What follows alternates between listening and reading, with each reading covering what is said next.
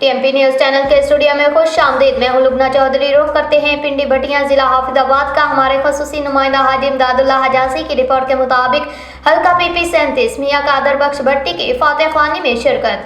जलालपुर भट्टियां हल्का पीपी 37 से अवामी हमायत हासिल करने वाले नौजवानों के दिलों की धड़कन और शहजादा लीडर मियां कादर बख्श भट्टी ने मोहल्ला कमरकोटा जलालपुर भट्टिया में एक फातह के मौका पर शिरकत की। उन्होंने शेख गुलजार टिकट होल्डर के कजन हाफिज अब्दुल कदीर की पोती बेरीवाला के चौधरी अजाज अहमद तारड़ के कजन और चक सजादा के चौधरी हसन अली तारड़ की चच्ची की वफात पर उनके घर जाकर फातह ख्वानी की और मरहूमीन के लिए दुआए मगफरत की।